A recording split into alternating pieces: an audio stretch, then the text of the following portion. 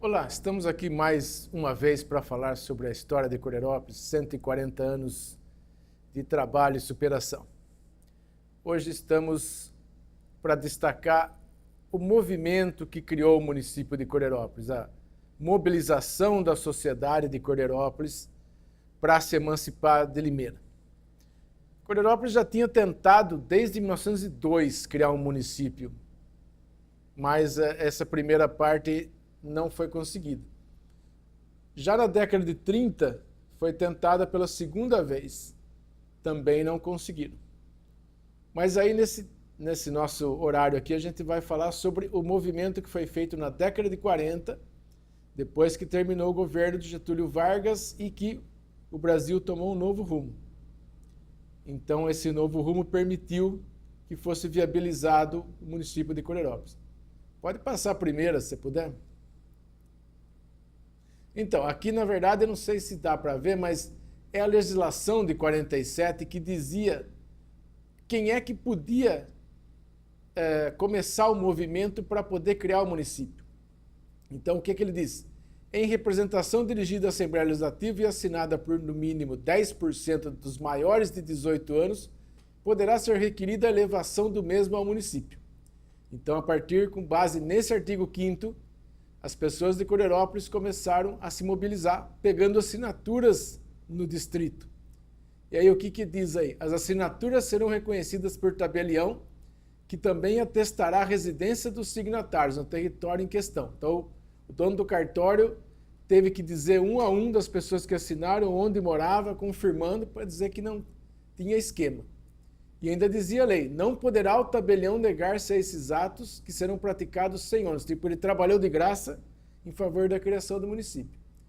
Então, ele teria que ter mandado documentação com comprovante e tal, para dizer, olha, estamos fazendo um movimento, queremos criar o município de Corerópolis, estamos mandando a papelada, dizemos assim. Então, aí no artigo seguinte fala, estando a apresentação referida na forma legal, mandará a Assembleia proceder a plebiscito de consulta à população no território em que se pretenda ser levado ao município. Beleza, então isso eles vão falar mais para frente. Pode passar outra aí? Então tá aí, é o artigo da lei de 1947, que era sobre a organização dos municípios, e ela dizia em que condições você poderia ser criado município. Então, naquele momento, há 80 anos atrás, praticamente, tinha que ter 4.000 pessoas no lugar. O Cordeiro estava com 5.413 ou 19. Renda mínima de R$200 mil, cruzeiros da moeda da época. Então, mas isso aí a gente não sabe como é que estava. Então, o primeiro de tudo tem que ter 4.000 habitantes comprovado pela Comissão de Estatística. E depois passar um abaixo-assinado por toda a população, para que todo mundo comprovasse que realmente queria. Então, resultado. Isso eu tenho um depoimento pessoal que meu pai, que naquela época tinha 14 anos, lembra, sempre contava para mim que realmente ele lembra quando os membros da comissão passaram na casa onde ele morava, que depois eu morei durante alguns anos, pedindo assinaturas das pessoas para apoiar a criação do município. Infelizmente, faz 20 anos que eu estou procurando na Assembleia Legislativa o original com as assinaturas das pessoas.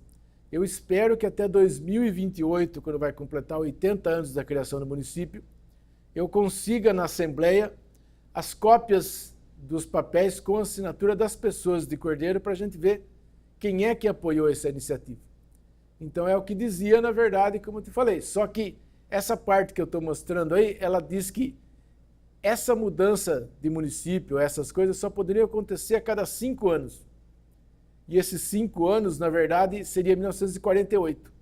Foi quando eles começaram a se manifestar para isso, baseado naquela legislação, como eu falei, que era de um ano anterior. Passa mais um aí. Então, aqui é uma coisa, como eu disse, depois que foi criado o município, as divisas que existiam naquela época se mantiveram. Então, nesse momento em que foi feita o movimento, não existia Iracemápolis. Iracemápolis era um distrito vinculado a Limeira, então ele não tinha divisas com Coreirópolis. Ele passou só a ter a divisa com Coreirópolis depois de 53, 54, quando o município de Iracemápolis foi criado. Ainda, inclusive, eu encontrei nas minhas pesquisas que o município de Iracemápolis não conseguiu fazer o mesmo que Coreirópolis nessa época porque poucas pessoas assinaram. Ele não conseguiu 500 pessoas ou 400 pessoas para que assinasse o movimento. No caso de Cordeiro, tinha mais de 1.000 assinaturas. Então, esse aí, na verdade, está descrevendo as divisas de Cordeiro com Araras, com Limeira e com Santa Gertrudes. Então, o que eu destaquei aí em outra oportunidade é que o córrego da Fazenda São Jerônimo é o extremo de Coreirópolis com Limeira. Quem conhece lá, eu não conheço, mas escuto as pessoas falar, do lado esquerdo do rio é Coreirópolis, do lado direito é Limeira. Então, tanto que antigamente andava acho que de 25 ou 30 quilômetros em estradas de terra para poder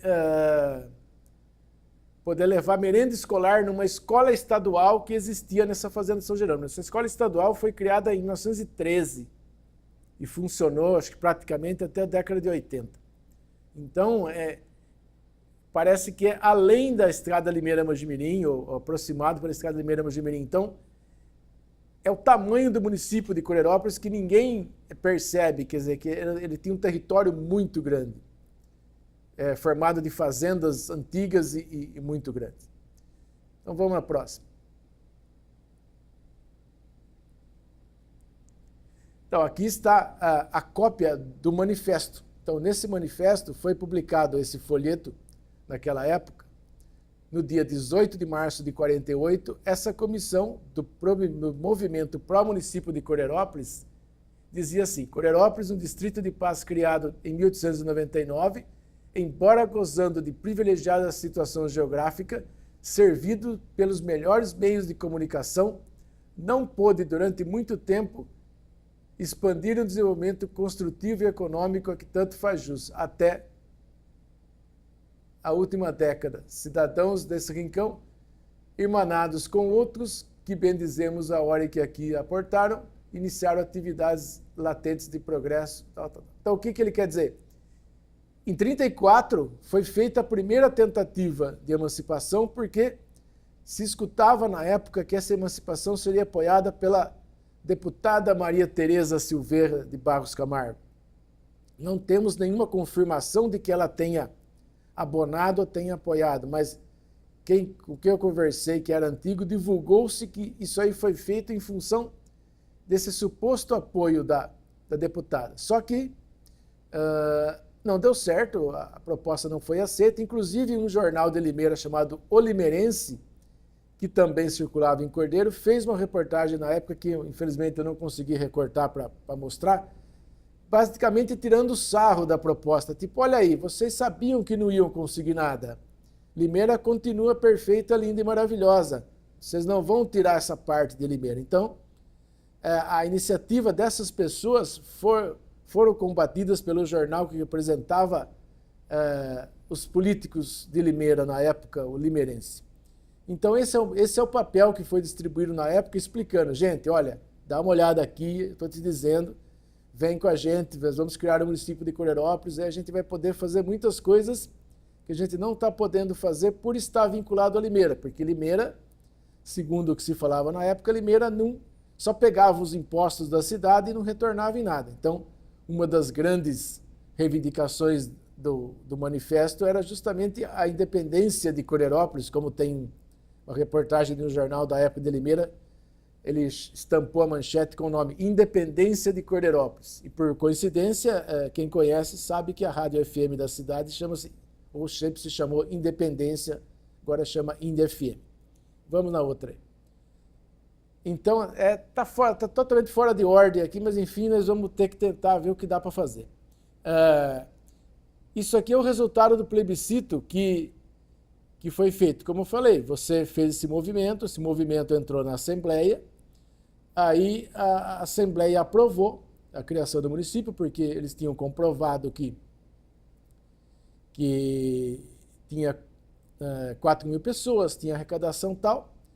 E em outubro de 48, 3 de outubro de 48, foi feita uma votação para ver se os eleitores de Coreirópolis queriam que a cidade se tornasse município. Então aqui é a publicação que foi feita em outubro, depois que foi feito aquele movimento, que foi pegado assinaturas, foi encaminhado aos deputados, os deputados jogaram na Assembleia e a Assembleia passou pelas comissões e tal, como está mostrando aí. Então, depois que passou pelas comissões, viram que a cidade tinha, o município, o distrito, né, na verdade, o distrito tinha condições de ser emancipado, então eles emitiram essa resolução número 16, de 23 de julho, dizendo assim, faça um plebiscito.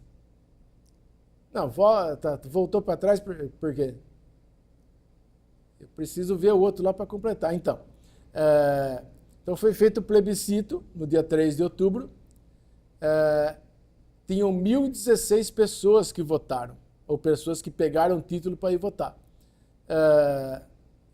Nesse momento, 893 pessoas votaram a favor do município, ganhou com grande margem, grande vantagem, e 78 votaram contra. Quer dizer, se interpreta que esses 78 que votaram contra, eles eram membros de um partido dissidente, ou mesmo do partido do prefeito de Limeira, que simplesmente se manifestaram para mostrar, olha, nós vamos votar contra porque a gente quer que continue vinculado a Limeira. Vamos ver a outra aí que você vai passar. Ótimo, então, como eu falei, veja bem, aquela comissão que eu comentei aí agora há pouco, ela era composta por pessoas representativas da sociedade. Geralmente, não foram pessoas físicas, especificamente. Eu vou juntar um grupo de amigos aí e vou fazer a emancipação. Essas pessoas representavam funcionários públicos com algum tipo de precedência na cidade, empresários, agricultores. Então, vamos lá. Esse Antônio Junqueira Filho era um representante da Fazenda Ibicaba. Então, a Fazenda Ibicaba tinha também interesse em passar para o município de Coreirópolis, tanto que ela está junto do doutor Huberto Levi ali, que é o proprietário da fazenda. Ângelo Pagotto era um funcionário da chamada coletoria, que era o local onde se recolhia os impostos. Na época não tinha banco, você não ia pagar no banco, ou vamos dizer assim, no aplicativo. Você tinha que pegar lá e na coletoria pegavam um papel, o cara dizia quanto era, você pagava nele ali com dinheiro e tal, aí o cara te dava um recibo, você estava certo. Esse Adolfo Huber é um antigo proprietário rural aqui, conhecido, uma das primeiras famílias de imigrantes suíços que vieram alemães que vieram para o Cascalho. Então, inclusive, na verdade, eles são alemães, mas na época, posteriormente, esse local virou uma cidade da Polônia, mas são pessoas de família alemã. Antônio Beraldo era um empresário da famosa cerâmica Beraldo, que existia desde a década de 20, e também ficou representativo aí para defender os interesses dos empresários. Carlos Espanhol, um tradicional comerciante da cidade durante muitos anos. Todas as pessoas com mais idade conheceram o Carlos Espanhol.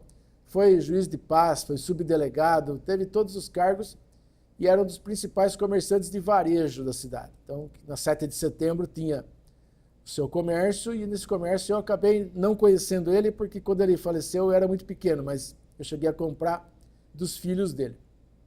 Carlos Buscato era um ferroviário, pai do meu tio, digamos assim por coincidência, pai do tio, tipo, o cara que casou com a minha tia, irmã do meu pai. Isso eu fui saber mais para frente, na época aí. Então ele era um ferroviário, a família depois se deslocou para Jundiaí, mas ele participou dessa comissão como representante dos ferroviários. Constante Peru, que todo mundo sabe, é o nome da estrada que liga Coreirópolis a Rio Claro, e representa um proprietário rural do Cascalho, que devia ter certa importância na sua época, a ponto de ser praticamente o representante do bairro na comissão. Então, é uma dos méritos dele para colocar o nome na estrada, quem passa ali pela SP-316, que se chama Rodovia Constante Peruque, deveria saber da importância dele, não só para a área de Cascalho, como dessa participação nesse movimento. Durval Alves, que foi inclusive vereador em Limeira nessa época, ele era diretor, sei lá, o contramestre lá da fábrica de tecelagem. Então ele apareceu aí, além de ser um vereador em Limeira na época, ele representou a área da tecelagem. O político Durval Alves, conheço o filho dele, converso sempre com ele, mas não cheguei a conhecer o seu Durval, pai. Felipe Camargo, segundo informações que conseguimos, era o dentista da cidade, do distrito. Só tinha ele como dentista. Então, esse Felipe Camargo era o dentista que também, não sei se foi convidado ou se interessou em participar desse movimento. Guilherme Krauter, como todo mundo da cidade sabe, é o proprietário da tecelagem, que tinha ali, digamos, naquele momento era a saída da cidade, então uma das indústrias pioneiras, e ele veio de São Paulo, tinha uma fábrica americana, aí quando o Francisco Orlando Stocco, conhecidíssimo pioneiro da industrialização de cordeiro, vendeu a fábrica, então ele comprou a fábrica do Krauter que a gente fala, e quando ele faleceu, a rua por onde passa essa fábrica foi colocado o nome dele. Então, quando você passar na rua Guilherme Krauter, Cordeirópolis, onde fica a rodoviária, lembre-se desse empresário pioneiro que comprou a fábrica na década de 40 e tocou ela até seu falecimento na década de 70. Então, na mesma época, foi colocado o nome dele na rua por onde passa lá. Gabriel Jafé é um empresário de São Paulo que comprou também a outra estrutura do Francisco Orlando Stocco, que é, como eu disse, é um pioneiro da tecelagem. Eles criaram a Fioceda na década de 30 e ela foi jogando até na década de 40, quando o Stocco resolveu se desfazer dessa estrutura das empresas que ficavam, uma na Rua Visconde do Rio Branco e outra na Guilherme Krauter, antiga Rua Nova da Paz. Então foi vendido para o Gabriel Jafé. Ao mesmo tempo, existia em Cordeirópolis, na Avenida Cascalho, que depois se tornou a Avenida Vereador Wilson de Ório, a fábrica de cartão, papel e cartolina Saad, que eu não sei se tem parentesco com a família atual, mas ele era de propriedade desse Gabriel Saad, que a gente identificou que ele morava no atual Mato Grosso do Sul. Em algum momento, ele adquiriu aquela área e passou a fabricar cartolina, papel e cartolina Saad. Ele era um dos empresários de Cordeirópolis que tinha interesse em uma emancipação para poder expandir seus negócios, combater as dificuldades que era de você estar vinculado a Limeira. O Dr. Humberto Levi, como eu falei, ele era o proprietário da Fazenda Ibicaba, a fazenda mais importante, mais histórica, mais representativa e que tinha um poder político remanescente desde a época do Coronel José Levi, sendo que, uma coisa que eu demorei muito tempo para conhecer, esse Dr. Humberto Levi foi vereador aqui em Limeira também em 1936 a 37, que ele continuaria nessa tarefa se não tivesse vindo a ditadura de Getúlio Vargas, que fechou Câmara, Assembleia e tal, então não pôde mais funcionar a Câmara de Limeira. Então, Humberto Levi foi eleito pela população em 1936, a 90 anos, como vereador em Limeira, 10 anos antes, por exemplo, do Durval Alves, que está ali na comissão. Esse Chacó Tomazella é o que a gente chama de Tomazella de Cascalho. Parentes, digamos, distantes da minha parte da família Tomazella, mas que moravam lá e pegou essa descendência a partir dessa propriedade que ficava em Cascalho. Então ele representou também o bairro do Cascalho, naquele momento que também se interessava pela emancipação de Cordeirópolis. Javier Bronçado, como todo mundo sabe, foi um vereador, tanto em Limeira como em Cordeiro, presidente da Câmara de Cordeirópolis, prefeito, empresário da área têxtil, pioneiro da industrialização. Então, não teria como, inclusive a liderança dele é reconhecida por Limeira. Quer dizer, a imprensa da época que se posicionou contra a favor da criação do município, ela falava que a preferência dela para um futuro governo vinculado a Cordeirópolis era que recaísse em Jamil Bronçade, porque, na verdade, naquela época, a Prefeitura de Limeira, que era chefiada pelo José Marciliano da Costa Júnior, famoso Jucão, era do PSD, que era oposição em nível estadual ao PSP.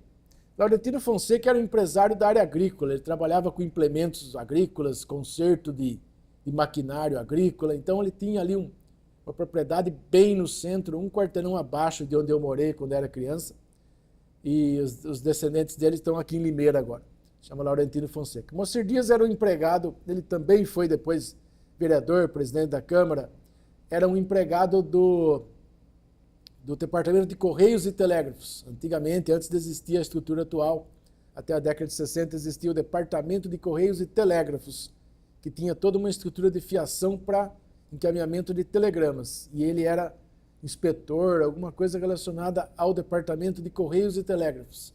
E a família dele era muito antiga, chegou a ser proprietária de uma estação telefônica que era vinculada à lendária Telefônica de Limeira.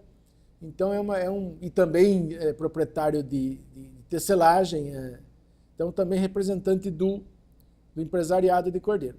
Já o Sebastião Pereira de Moraes é uma família que ainda tem lá agora, mas eu não consegui identificar se ele era industrial. Pelo menos ele era comerciante e devia ter uma representação social muito grande que tinha permitido que ele entrasse nessa comissão.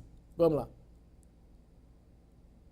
Então, como eu falei, esse aí é a divisão que estava se propondo, que depois foi oficializada, do distrito de Cordeiro, que se transformou em município, com Santa Gertrudes, Araras e Limeira. Iracemápolis, como eu falei, só apareceu na década de 50. Vamos lá. Aqui também, como eu falei, está totalmente fora de ordem que eu tinha proposto, mas vamos seguir o que a gente pode fazer. Depois que aprovou a criação do município, era necessário fazer uma cerimônia, chamada Cerimônia do Quadro Territorial Administrativo Judiciário do Estado de São Paulo. O que era isso? A partir de 1938, o governo federal definiu que a cada 5 anos faria um apanhado de todas as comarcas, distritos, cidades, para que um livro só dissesse onde eles começavam, onde terminavam, para estar tudo organizado, centralizado. Então, antes de instalar o município que tinha sido aprovado, como eu disse, em outubro, então você tinha que falar que o quadro territorial estava em vigor.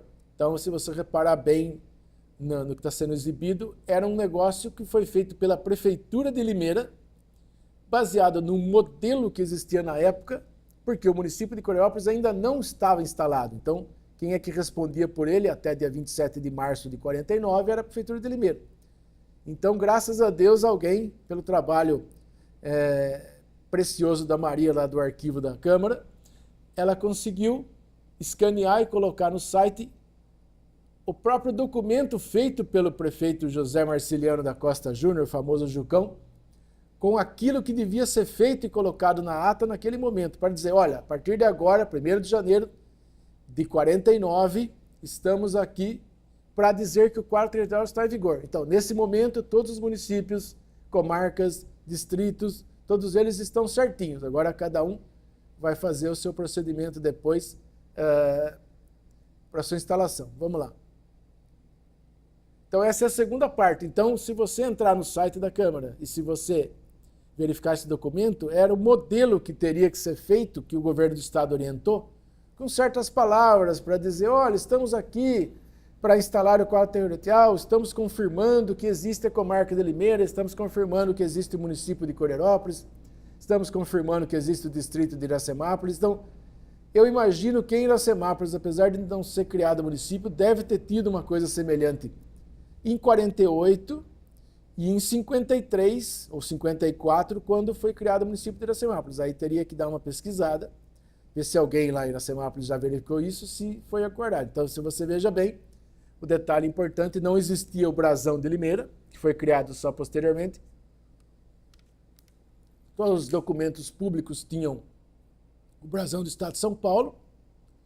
Isso porque retornou a ser usado em 47, porque o governo federal em 37, aquele momento que fechou a Câmara de Limeira e todas as outras, proibiu que todos os outros locais que fossem municípios o Estado tivesse símbolo. Então, você só vê brasão do Brasil, da União, da República, em todos os locais. E os locais mais antigos que ainda existem, eles têm só o brasão federal, que foi exigido naquela época que se esquecessem todos os outros e ficasse só um federal. Então, veja aí o papel, como eu disse, datilografado, mas com as anotações feitas pelo prefeito de Limeira, José Marciliano da Costa Júnior, o famoso Jucão. Vamos lá. Então, aí, como eu disse, em decorrência daquilo ali, você tem esse documento que é a posse do prefeito e a instalação da Câmara Municipal de Coreirópolis, que aconteceu no dia 27 de março de 49, um domingo, às 4 horas da tarde. Não sei por que motivo resolveram fazer aquela festinha, digamos assim, às 4 da tarde, num domingão. Acho que o povo puxava aquele almoção, relaxada, tal. Depois que estava tudo tranquilo, aí o povo se dirigiu ali à prefeitura, que é aquela mesma onde estava lá, para poder fazer essa cerimônia de posse. Então aí os vereadores e o prefeito da época entregaram os seus diplomas e depois dessa entrega eles fizeram o seu juramento e tomaram posse. Então aqui, imagina, agora você está acostumado a fazer tudo no computador, tal, como todo mundo sabe, teve que alguém fazer manuscrito com alguma antecedência. Então, se você vê, a primeira parte que está ali é a primeira folha do livro, que está arquivado lá na Câmara, livro termo de abertura das sessões da Câmara. Então foi até mais ou menos aí o meio, a primeira letra foi assinado pelo juiz de Limeira da época, Raul de Medeiros Júnior. Então tem até a assinatura dele. E a parte de baixo começou a fazer a ata mostrando o que aconteceu. Dia 27 de março, um domingo, de 49, às 16 horas, começou a posse. Então depois, se eu não me engano, teve lá uma recepçãozinha, um salgadinho, blá, blá, blá, para a turma poder depois curtir. Vamos ver a outra. Então, essa é a segunda parte em que ele vai mostrando as pessoas que estavam lá. Fala o nome de todos os vereadores que tinham na época. Aqui citando também o prefeito de Limeira. Então, todo mundo mostrando para que depois fosse registrado, encaminhado talvez para algum setor acima. Então, ali tem a lista de todas as pessoas que estavam naquele momento, representando os 3 partidos que concorreram, que antigamente era o PSD, que era do partido do prefeito de Limeira, que não queria a emancipação. O partido PSP, que não existe mais, que era do governador Adhemar de Barros, que aqui havia interesse, imagino, dele dessa emancipação para a criação de municípios que fossem vinculados ao partido dele. E o PTB, que tinha uma representação pequena, o cara ganhou com 14 votos, ele foi eleito vereador, mas até onde a gente sabe, ele apesar de ter o título, ter concorrido e ganhado em Coreirópolis, ele não era da cidade, ou tinha um vínculo muito curto. Então, esse é o que está dizendo. Ele está falando, olha, estamos aqui os 13 vereadores, veja, tinha 13 vereadores naquele tempo que a cidade tinha 1.000 eleitores, 5.000 pessoas. De Limeira eu fui verificar, a não sei que eu esteja enganado, até eu fui ver a lista que está na Câmara de Limeira, tinha 33. Então eu não sei, quer dizer, a quantidade era muito grande por uma cidade muito pequena. Bom, então isso aí, se você entrar no site da Câmara e dar uma pesquisada, você encontra esse documento histórico, com essa folha também, falando tudo o que aconteceu. Então, eu deixei aqui só para exibir como que foi representado esse momento, dia 27 de março de 49, um domingo, onde se tomaram posse o prefeito e os vereadores. A primeira reunião da Câmara só aconteceu dia 1º de abril. Não é mentira, dia 1º de abril, porque o regimento que eles usavam, o regimento é o regulamento que usa, então eles falaram que era 1º de abril. Deixa eu só falar aqui que você percebe o nome das pessoas, tem a assinatura dos vereadores da época. Então tem aí Aristeu Marcicano, que é o prefeito, que foi eleito naquela época, depois o professor Bento Avelino Lordelo, que desde a década de 20 estava na cidade, professor Jorge Fernandes, professor e diretor do grupo escolar, Adolfo Fratini era um filho de um famoso empresário da cidade, João Fratini, inclusive tem um fato trágico, quer dizer, ele era vereador naquela época em que ninguém ganhava nada. Aí, segundo consta, ele ficou deprimido com o falecimento do pai dele, que era o comerciante João Fratini, e se suicidou enquanto era vereador. Então é um fato que ninguém, absolutamente ninguém falou, nas pessoas que eu conversei há 30 anos que eu pesquiso, simplesmente contaram o fato do suicídio, mas ninguém, absolutamente ninguém, falou que ele era vereador. Enquanto vereador, devido a esse problema pessoal relacionado ao falecimento do pai dele, então ele teve alguma crise depressiva e tal, e infelizmente se suicidou enquanto era vereador. Benedito Ramos Feres era um funcionário da chamada Coletoria Federal, como eu falei, era um local onde você ia pagar os impostos. Você não ia em banco, você não ia pelo aplicativo, claro, não tinha na época. Mas então você tinha que pegar a guia, o pedaço de papel na coletoria, preenchida, aí você pagava em dinheiro para a pessoa te dava um recibo e você levava esse recibo onde tinha que ser. Então, quem mais tem aí? Então, Antônio Joaquim Rodrigues é um personagem interessante. Ele é vinculado ao bairro da Fazenda Velha. A gente conseguiu uma foto dele que está na Galeria dos Vereadores, um senhor de bigode. E também, infelizmente, outro problema. Ele não terminou o mandato porque ele faleceu. Ele faleceu, segundo informações, eu consegui conversar com o neto dele. Há muitos anos, quando a gente fez a galeria, ele faleceu de câncer. Então, ele ficou muito tempo afastado da vereança e depois faleceu no mandato. Antônio Nardino, uma família tradicional da cidade, também foi vereador, renunciou por um pouco tempo. E os outros aí, que eu não estou conseguindo ver a letra, mas enfim, são todos eles que... o de baixo aqui, Ângelo João Mazzutti, todo mundo conhece, Ciro Mazzutti, Newton Mazzutti, são filhos desse Ângelo João Mazzutti, que ele tinha, na verdade, uma marcenaria no centro de Corderópolis, aí na rua José Bonifácio, e ele foi o criador de praticamente todos os marceneiros, carpinteiros da cidade. Meu pai, Hipólito Magrin, Augusto Carrari. Então, em Corderópolis, quem conhece sabe que todos os profissionais da arte da marcenaria, da carpintaria, aprenderam o seu ofício com Ângelo João Mazzutti, que depois, como eu disse, os filhos dele eram Newton Mazzutti, Ciro Mazzutti, que meu pai conheceu eles, que é da época dele, então teve contato com eles. Vamos ao próximo.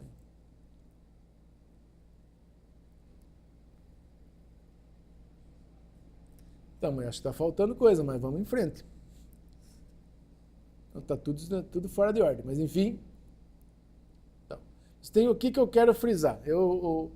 Assim, coincidentemente, quando a gente foi analisar o período, a gente percebeu que o período entre digamos, a gravidez e o nascimento da cidade se deram 9 meses. Então, o movimento, como vocês viram aí pelo papel, 18 de março. Conta 9 meses, dá 24 de dezembro. Então, digamos que foi a gravidez e o nascimento do município de Corderópolis. Eu acho interessante, até de uma forma literária, usar essa expressão, porque foi um período muito curioso de 9 meses. Então, o município de Corderópolis foi concebido através da manifestação da comissão que a gente viu os membros. O pedido foi vencido aí, como te falei, em outubro, deu aquele resultado. Em julho ele já tinha sido encaminhado para a Assembleia. Então, digamos que ele nasceu em que dia? Na véspera de Natal. A lei que criou o município de Corderópolis é de 24 de dezembro de 48. Então, foi depois de um parto excelente, de uma gestação excelente, um parto normal, o município de Corderópolis nasceu no dia 24 de dezembro. Então, eu não lembro quem me disse que quando vai batizar uma criança, se não me engano, parece que ela tem que ter 3 meses. Não sei se é verdade, alguém me disse. Então, por coincidência, digamos que o batismo de Corderópolis com a posse do prefeito e dos vereadores aconteceu 3 meses após o seu nascimento, que foi dia 24 de dezembro. Então, por isso que eu chamei assim essa nossa intervenção aqui para a gestação, o parto e a gestação, o nascimento e o batismo de Corderópolis. Então, isso aconteceu no prazo de 1 ano, praticamente, entre 18 de março de 48 e 27 de março de 49. Um trabalho excelente dessas pessoas que nós estamos aí, que o mérito deles... Na verdade, eu ainda vou conseguir que eles coloquem uma placa no centro da cidade com o nome deles, porque se não fosse a colaboração deles para criar o município, imagino que a gente estaria ainda como distrito de Limeira, o que iria prejudicar bastante o nosso desenvolvimento. Então é isso. Hoje a nossa ideia é essa e estamos destacando esse movimento. Semana que vem entraremos com outro tema para falar sobre isso. Até mais.